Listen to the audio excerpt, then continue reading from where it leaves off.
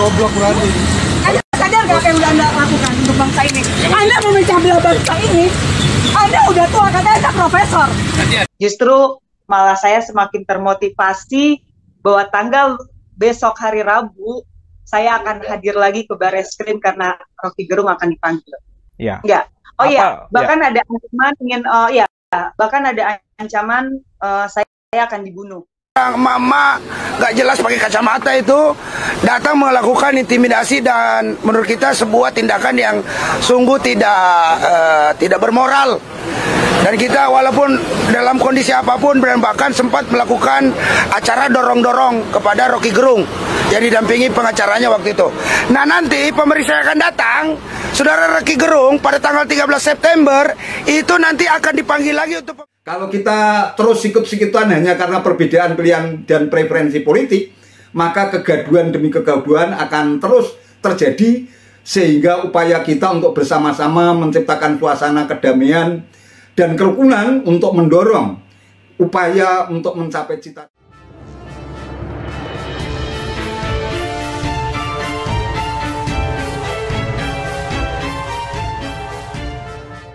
Assalamualaikum warahmatullahi wabarakatuh. Salam sejahtera untuk kita semua, salam budaya.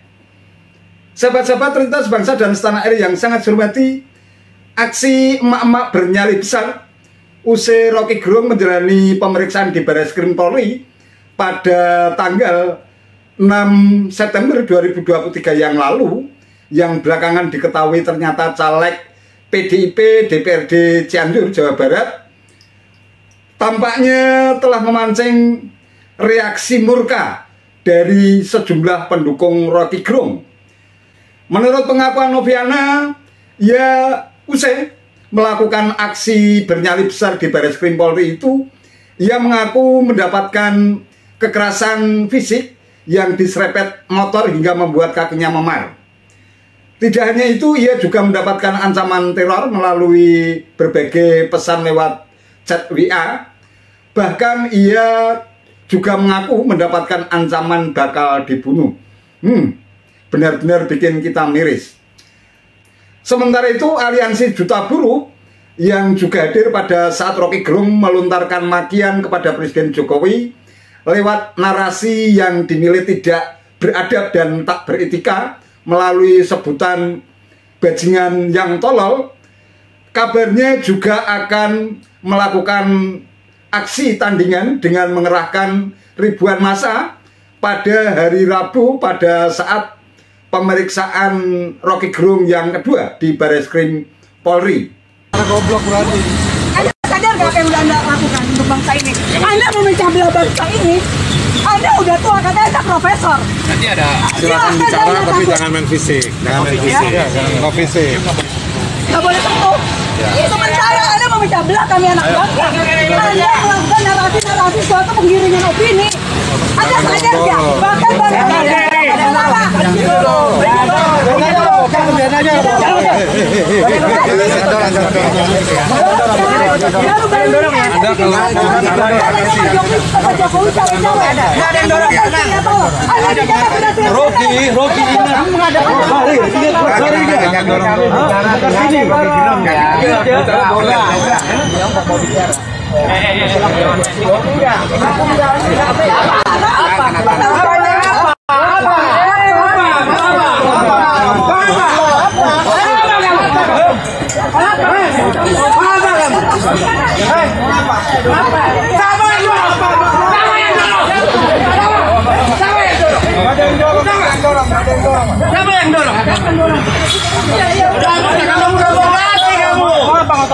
Biasa break sama didorong.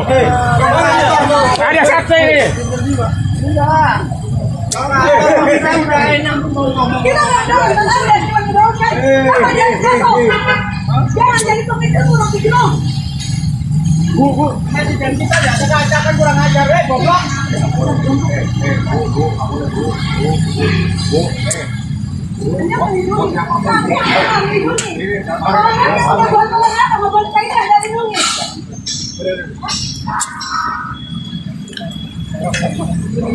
Handphonenya basah kan di sini?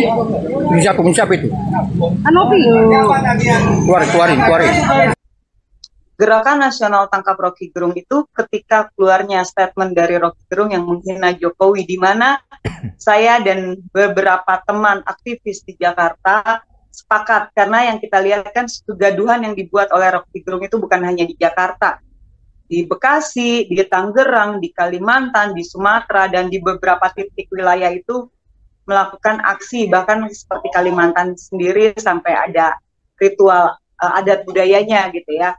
Akhirnya dengan adanya aksi di beberapa titik wilayah di Indonesia, saya bersama teman-teman sepakat, oke, kita namakan bahwa gerakan kita adalah Gerakan Nasional Tangkap Rocky Gerung. Itu aja. Oke, baik. Tadi sebelum kita mulai wawancara ya di belakang layar, Ibu saya sempat menanyakan bagaimana kondisi kesehatan Ibu, Bu Novi. Nah, dan bagaimana kesibukan saat ini. Ibu sempat mengatakan bahwa cukup banyak mendapatkan teror-teror. Nah, boleh dijelaskan seperti apa itu, Bu? Apa yang Anda maksud dengan teror itu? Teror yang saya alami itu hingga detik ini masih bunyi handphone saya, itu lebih dari chat WA. Awal-awal itu kalau di 2 hari kemarin itu chat WA-nya itu kayak robot ya kalau saya rasa. Karena dia bisa mengirim dalam hitungan detik itu 1000 chat, dan ketika ditelepon balik itu langsung nggak bisa, langsung tidak aktif, dan itu banyak sekali gitu. Dan sempat juga ada teror itu ketika saya mau keluar gitu ya, mau beli makanan, itu saya diserempet dan kaki saya ada memar biru gitu ya. Dan terlihat jelas bahwa penyerempetan itu memang sengaja. Tapi memang bukan untuk menyelakai saya secara langsung.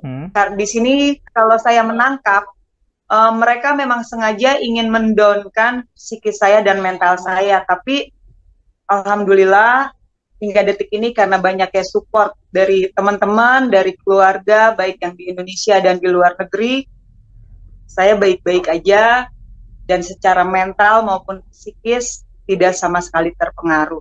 Justru malah saya semakin termotivasi bahwa tanggal besok hari Rabu saya akan hadir lagi ke Barreskrim karena Rocky Gerung akan dipanggil. Oke, artinya Anda tidak kapok untuk melakukan aksi-aksi? Tidak sama sekali. Ya. Enggak. Oh iya, bahkan ada ancaman bahkan ada ancaman saya akan dibunuh. Baik. Gitu. Itu by WA, dan ya saya responnya lebih ke ya datar-datar aja, ya silahkan aja saya bilang, karena umur saya, nyawa saya bukan di tangan kalian, dan ancaman ini tidak akan pernah bisa membungkam suara saya untuk terus menyuarakan kebenaran dan keadilan. Udah, itu aja yang saya sampaikan. Saya ingin menyampaikan terkait masalah viralnya perlakuan terhadap rekan kami, saudara kami, abang kami, Rocky Gerung, yang kemarin diperiksa di Barreskrim, mendapatkan perlakuan yang tidak senonoh, tidak beretika, dan tidak beradab dari ada oknum-oknum tuh. Yang kemarin seorang mama gak jelas pakai kacamata itu datang melakukan intimidasi, dan menurut kita sebuah tindakan yang sungguh tidak bermoral. Dan kita walaupun dalam kondisi apapun, dan bahkan sempat melakukan acara dorong-dorong kepada Rocky Gerung yang didampingi pengacaranya waktu itu. Nah, nanti pemeriksa akan datang, saudara Rocky Gerung pada tanggal 13 September itu nanti akan dipanggil lagi untuk pemeriksaan yang kedua kalinya di Barreskrim. Maka dari itu saya pastikan kepada para apalagi ini cebong kampret keparat jahanam kurang ajar loh.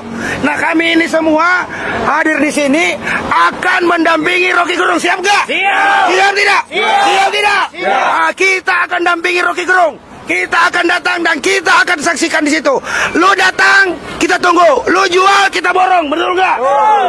Lu jual, kita borong. Lu jual, kita borong. Lu jual, kita borong. Aliansi sejuta buruh. Bangkit, bergerak, hancurkan tirani, lawan. Itu saja penyampaian kami dari Mahkamah Konstitusi. Ini udah pada ngumpul semua. Insya Allah 1000 perwakilan dari Aliansi Sejuta Buruh siap mengawal Rocky Gerung di Barreskrim pada tanggal 13 September yang akan datang. Demikian, Assalamualaikum warahmatullahi wabarakatuh. Hidup buruh!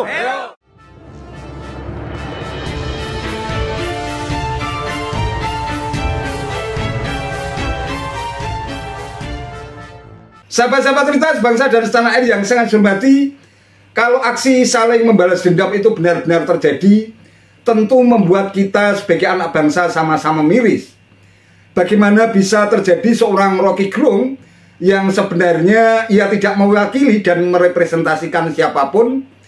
Dan menurut dugaan saya memang Rocky Gerung ini orang yang mengidap sindrom narkistik personality disorder, sebuah gangguan kepribadian yang mencintai dirinya sendiri, sehingga ia sebenarnya ketika tampil di sebuah panggung orasi, sebenarnya ia tidak mewakili siapa-siapa tetapi mewakili dirinya sendiri. Hanya mungkin karena rangkaian narasi dan berbagai diksi yang dilontarkan di atas panggungnya itu tampil beda melalui narasi yang diracik sedemikian rupa, dan bisa jadi audien atau pendengarnya itu sama sekali tidak mengerti bahasa yang digunakan oleh Rocky Gerung saat berorasi. Namun karena ia tampil beda dan berani melontarkan kata-kata cacian dan makian yang melebihi common sense publik, yang mungkin tidak pernah diduga oleh seluruh rakyat di negeri ini, kalau ada seorang anak bangsa di negeri ini yang bisa melontarkan kata-kata cacian dan makian seperti yang disampaikan oleh seorang Rocky Gerung.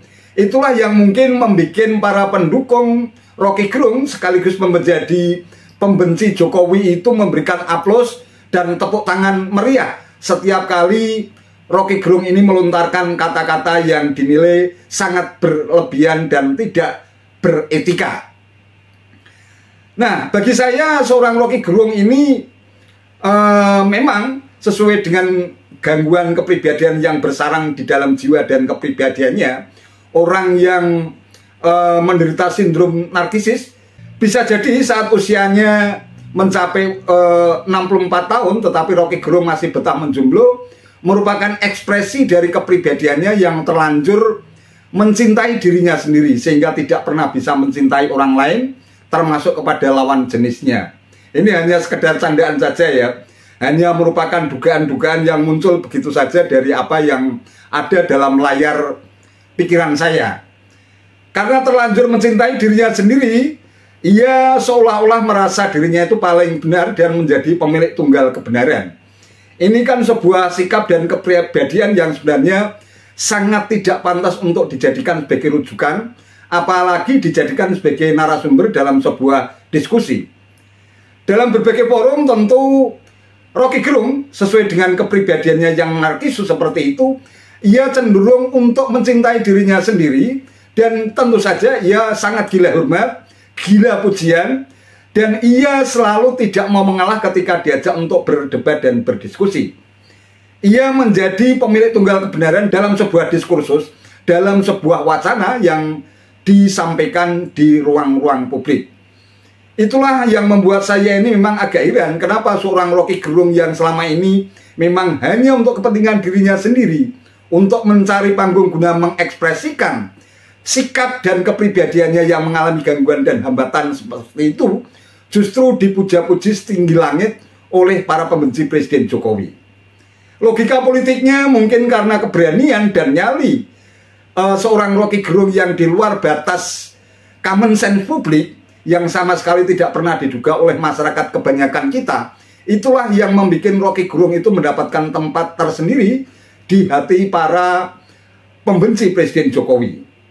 Nah, karena dalam logika politik memang orang-orang yang mampu memberikan cacian dan makian hingga di luar batas etika, semacam itulah yang memang sangat diperlukan untuk mendukung dan mengekspresikan kebencian para pembenci Jokowi ini di ruang-ruang publik. Sehingga dengan demikian mereka semakin percaya diri, meskipun faktanya sebenarnya kalau kita lihat berbagai survei, orang atau anak bangsa di negeri ini yang sangat mencintai dan mendukung Presiden Jokowi itu sebesar 80%. Taruhlah kalau yang membenci Presiden Jokowi itu hanya sekitar 20%, ini kalau harus berhadapan secara vis-a-vis, berhadapan-hadapan dalam sebuah ruang yang begini terbuka, tentu tampaknya kita akan melihat perpecahan anak bangsa ini semakin meruncing, hingga akhirnya para pembenci Presiden Jokowi justru akan mempermalukan dirinya sendiri. Seorang presiden tentu saja memiliki kelebihan dan kekurangan masing-masing. Tak terkecuali Presiden Jokowi. Sudah 78 tahun merdeka, tentu kita tidak mungkin bisa mengharapkan sosok seorang pemimpin nasional yang benar-benar sempurna. Karena kesempurnaan memang hanya milik Tuhan semata. Jadi kalau mengharapkan seorang presiden mampu memimpin negeri ini dengan sangat sempurna, tanpa cacat dan kelemahan, tanpa handicap, tentu hal itu sangat mustahil terjadi.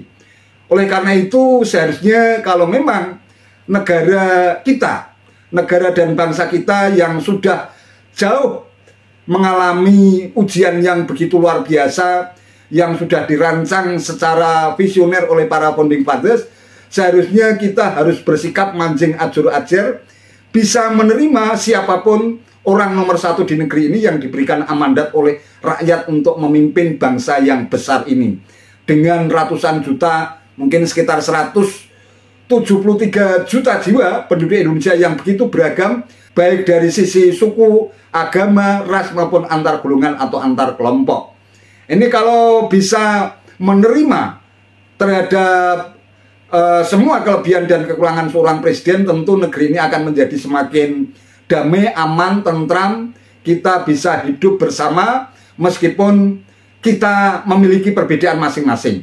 Perbedaan jangan sampai dijadikan sebagai sumber perpecahan, tetapi bisa dijadikan sebagai sebuah rahmah yang membuat kita semakin rukun, semakin damai, bisa hidup berdampingan bersama-sama dalam suasana yang harmonis, tanpa bersikap diskriminatif, karena kita juga punya pilar Pancasila, Undang-Undang Dasar 45, Bhinneka Tunggal Ika, dan Negara Kesatuan Republik Indonesia. Inilah yang akan kita jadikan sebagai sebuah cetak biru agar negara kita yang besar ini bisa menjadi negara maju, seperti yang berulang-ulang disampaikan oleh Presiden Jokowi, bahwa insya Allah pada tahun 2045 nanti bangsa kita akan menjadi negara yang besar dan maju, urutan ke-4 di dunia.